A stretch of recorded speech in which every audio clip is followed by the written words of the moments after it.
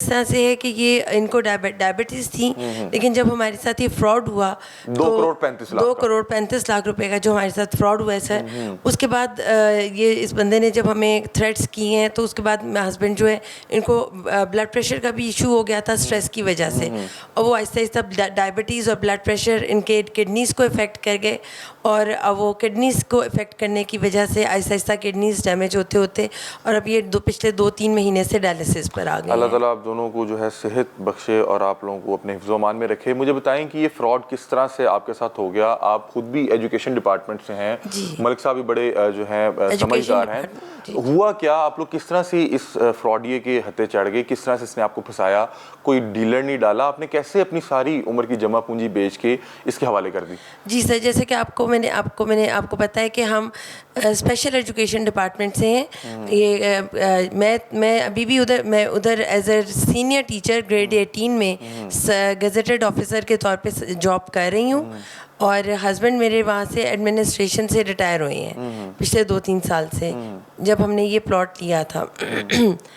तो उसके अंदर ये था कि हम लोगों ने यही सोचा था कि चूँकि मैं भी ब्लाइंड, मुझे मतलब डिसेबल्ड भी हूँ, और हस्बैंड भी मेरे जो है वो डायबिटिक हैं, मुझे खुद एपिलेप्सी का इशू भी है, तो हम लोग को यही मतलब इनसिक्योरिटी थी कि हम एज सुन एज पॉसिबल अपने बच्चों का करियर जो है, उस करियर अपने बच्चों के करियर को सेव कर लें।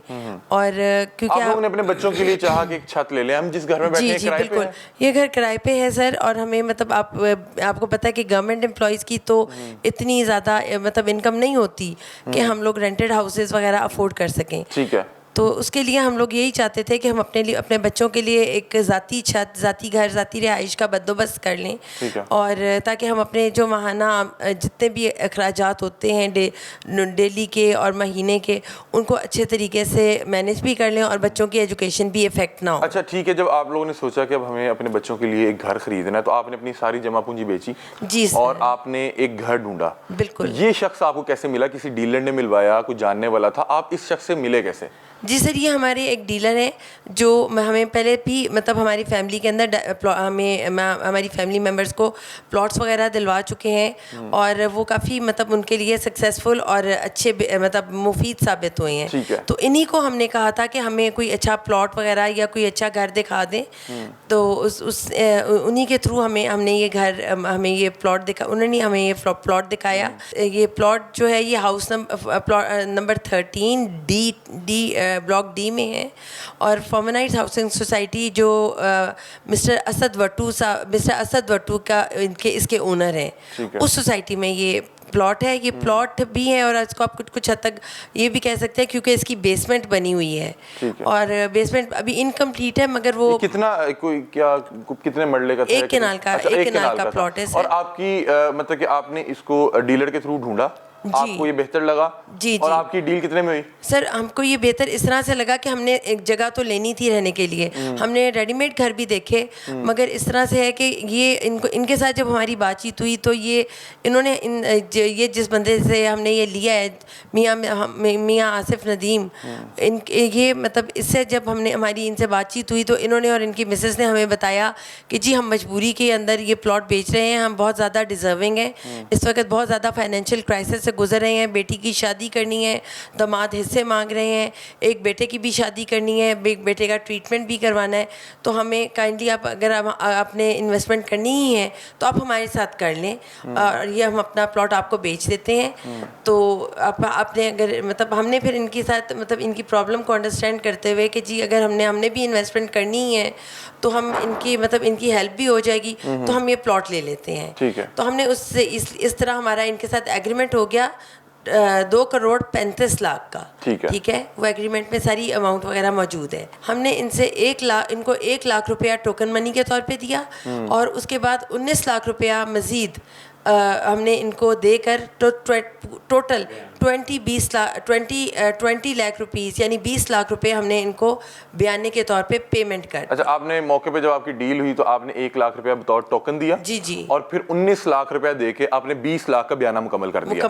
ठीक है, ये तमाम चीजों के सबूत आपके पास मौजूद है ना? जी बिल्कुल, एविडेंस मौजूद है? बिल्कुल एविडेंस और लोगों की मौजूदगी में हुआ होगा, क्योंकि आप जब भी कोई घर लेते हैं या कोई पेमेंट करते हैं, बहुत से अहबाब वहाँ पे शाहिद के तौर पे मौजूद होते हैं। ये लोग भी थे, हम मेरे फैमिली भी थी और डीलर्स भी थे, ब्रोकर्स भी थे, मतलब पे ऑर्डर। और हमने सबसे पहले ये कि हमने पे ऑर्डर्स के थ्रू किया, पेमेंट्स हमारी सारी पे ऑर्डर्स के थ्रू हुई। ठीक है, 20 लाख रुपया बयाना चला गया जी और फिर अब आपकी डील क्या हुई? जी, उसके बाद हमारा इनके साथ ये डिसाइड हुआ कि बाकी 1 महीने बाद हमने इनको 1 करोड़ और देकर, तो 1 करोड़ और देना है। और फिर उसके बाद आफ्टर 4 मंथ्स हमने इनको पोजेशन के at the time of possession हमने इनको बाकी मजीद जो बाकी हमारी पेमेंट रह गई होगी, जो कि 1 करोड़ 15 लाख बनती थी, वो हमने इनको टोटल देकर और उसी वक्त हमने इनसे पोजेशन ले लेना है और घर अपने नाम ट्रांसफर करा लेना है। ठीक है, जो हमारी इनके साथ फाइनल डीलिंग और फाइनल मतलब इनके साथ अच्छा, हमारी आपकी ये डील हुई जो मुझे अभी तक समझ आई है कि आपने कहा कि हमने जिस दिन डील की तो हमने 1 लाख रुपया बतौर टोकन दिया कि हमारी आपकी डील हो गई है। जी जी। और फिर आपने कुछ दिनों में, एक हफ्ते में आपने दिया 19 लाख रुपया कि ये अब हमारा बयाना भी हो गया। उसके बाद आपका एग्रीमेंट होता है और एग्रीमेंट में आप ये लिखते हैं कि हम 1 महीने बाद आपको 1 करोड़ देंगे जी, और बाकी 4 महीने बाद पूरी रकम दे के आपसे पोजेशन ले लेंगे। ये आपका एग्रीमेंट हो गया। ठीक है, आपने उसके फिर 1 महीने बाद 1 करोड़ रुपया दिया? जी बिल्कुल। वो भी आपने पे ऑर्डर की सूरत में दिया? सब कुछ पे ऑर्डर की सूरत में दिया जी। अभी तक मतलब कि मामला ठीक चल रहे हैं? कहाँ पे आपको पता लगा कि आपके साथ फ्रॉड करने लगा या इसकी नीयत साफ नहीं है? हुआ क्या? मतलब कि आपने मुझे बताया कि आप तकरीबन 2 करोड़ 35 लाख रुपए दे चुके हुए हैं। सर उसके अंदर ये था कि जब 1 करोड़ 20 लाख हमारा पूरा हो चुका था इनकी तरफ, जो कि एक महीने बाद हमने इनको 1 करोड़ दिया, तो 1 करोड़ 20 लाख हमारा बयाने समेत इनकी तरफ चला गया। उसके कुछ अर्से बाद इन्होंने अपने डीलर को कमीशन नहीं दी, जिसकी वजह से इनकी अपने डीलर के साथ कुछ मतलब लड़ाई हो गई और इनका डीलर ने इनका केस जो है वो विड्रॉ कर दिया। ठीक है, उसके बाद इन्होंने हमारी डीलर डायरेक्ट हो गए। इन्होंने हमारे डीलर को रिक्वेस्ट की कि जी हमें भी फॉर्मन हाइट्स में ही एक 10 मरले का प्लॉट लेके उसके ऊपर कंस्ट्रक्शन करवा, हमारे डीलर का कंस्ट्रक्शन का काम भी है, तो आप वहाँ पे हमें एक घर कंस्ट्रक्ट करवा दें ताकि हम इनको एज सुन एज पॉसिबल इनका पोजेशन दे सकें। ठीक है। हमारे डीलर ने इनको प्लॉट भी लेकर दे दिया और कंस्ट्रक्शन भी करवानी शुरू कर दी। ठीक है। फिर उसके बाद इन्होंने हमारे डीलर को मतलब इस चीज़ के ऊपर फोर्स करना शुरू किया कि जी आप बाकी के पैसे भी लेकर हमें घर कंप्लीट करवा के दें ताकि हम इनको जल्द से जल्द पोजेशन दें। इन्होंने हमारे डीलर के थ्रू ये कहलवाया कि जी आप इनको बाकी के पैसे भी दे दें, ठीक है, जो बाकी 1 करोड़ 15 लाख रुपए रहते हैं वो आप इनको बाकी के मजीद पैसे दें ताकि हम इनका घर जो है वो हम इनको अभी इस दौरान 4 माह नहीं गुजरे थे?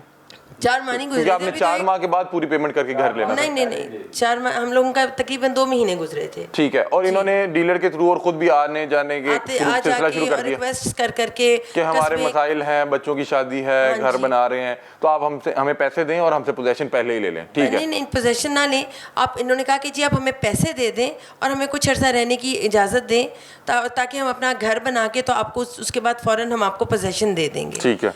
उसके बाद इनको हमने बाकी के भी पैसे दे दिए, जो जिसमें से 30 लाख रुपया कम रहता था, बाकी सारे पैसे हमने इनको दे दिए। 30 लाख रुपया का मतलब कि आपने 1,15,000 देना था, तो आपने 85 लाख हमने इनको बाकी के दे दिए बाय पे ऑर्डर्स। ठीक है, अब आपकी तकरीबन 2 करोड़ 5 लाख रुपया आप इन्हें ट्रांसफर कर चुके थे। एग्जैक्टली। ठीक है, 2 करोड़ 5 लाख रुपए हमने इनको ट्रांसफर कर दिया था और आपने कहा कि 30 लाख हम तब देंगे जब हम पोजेशन लेंगे। जी, इन्होंने हमें 30 लाख के लिए भी बहुत फोर्स किया। काफ़ी इन्होंने पहले तो ड्रामाबाजी की कि जी हमने घर कंप्लीट नहीं होगा, प्रॉब्लम्स हो जाएंगी, पोजेशन में लेट हो जाएगी। हमने कहा जी हम इस चीज़ पे कंसिस्टेंट रहे कि जी हमने 30 लाख जो है वो बाकी आपको पोजेशन के टाइम पर ही देना है। ठीक है, ठीक है। अब आपका 2 करोड़ 5 लाख रुपए जा चुका है। 2 करोड़ 5 लाख हमारा इनके पास जा चुका था और 30 लाख रहता था, वो भी वो कोशिश कर रहे थे कि इस तरह आप दे दें, इस तरह से हमसे निकलवा लें। आपने कहा कि नहीं हम पोजेशन के टाइम नहीं, हाँ जी, हम इस चीज़ पे कंसिस्टेंट हो गए कि जी हमने नहीं देना, हम पोजेशन के टाइम पे। और इस बात को कितना अर्सा हो गया?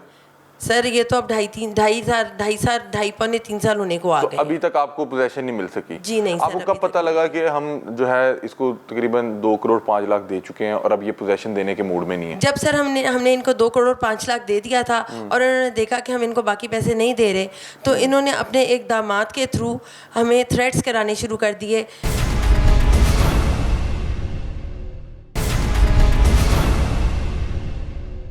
अच्छा, आपको कब पता लगा कि ये आपके साथ फ्रॉड कर रहा है और अब ये पोजेशन देने के मूड में नहीं है? सर, जब इसने देखा कि हम इसको 30 लाख रुपया बाकी का नहीं दे रहे, 2 करोड़ 5 लाख हम इसको दे चुके थे और अब बाकी 30 लाख सिर्फ रह चुका था जो कि हम इसको नहीं दे रहे थे। आप लोगों ने कहा कि पोजेशन के टाइम देंगे। जी, तो इससे अपने दामाद से मोहम्मद ताहिर अवान साहब से इसने हमें थ्रेट्स कराने शुरू कर दिए। उसने कहा जी मैं कोई इंटेलिजेंस का बंदा हूँ और मैं आपका सारा पैसा जब्त करवा दूंगा और ना आपके हाथ प्लॉट आएगा और ना आपका सारा पैसा भी डूब जाएगा। लिहाजा आप ऐसा करें कि एक तो पैसे बढ़ा दें, हमें 50 लाख रुपया और दें ऊपर, और बाकी जो 30 लाख आपका हमारा आपकी तरफ रहता है वो भी हमें दें। इस चीज़ के ऊपर हम लोगों ने अपने हमारे कोई जानने वाले थे आर्मी में, हमने उनसे सारा डिस्कस किया और उन्होंने हमें गाइड किया कि आप फ़ौरन इसकी GHQ में कंप्लेंट करें और साथ में जहाँ पे भी आप इसकी कंप्लेंट फॉरवर्ड कर सकते हैं करें। मतलब कि वो फोर्सेस का नाम इस्तेमाल करके आप लोगों को डरा रहा था, धमका रहा था और कहता था कि मैं गालिबन ISI में हूँ, इंटेलिजेंस में हूँ, इस तरह हमें बार-बार थ्रेट्स करता था। ठीक है, फिर आपको किसी ने गाइड किया कि आप GHQ और आर्मी चीफ साहब से दरख्वास्त करें? हमारे एक अजीज, काफ़ी करीबी अजीज है, उन्होंने कहा कि आप GHQ में और कोर कमांडर वगैरह को इसकी कंप्लेंट फॉरवर्ड कर दें। ठीक है, उसके लिए हमने चीफ ऑफ आर्मी स्टाफ को और उसके साथ साथ कोर कमांडर मुल्तान को और साथ में GHQ में हमने इसकी कंप्लेंट्स फॉरवर्ड कर दी।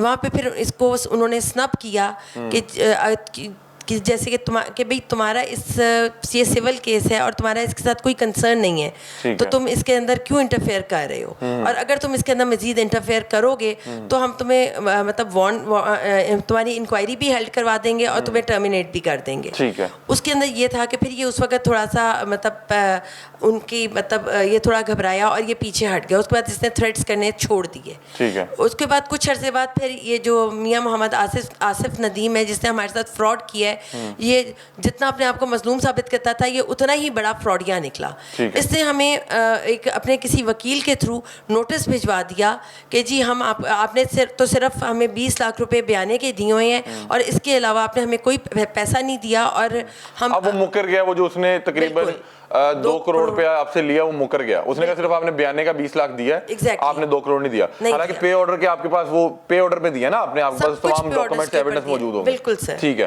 फिर क्या हुआ?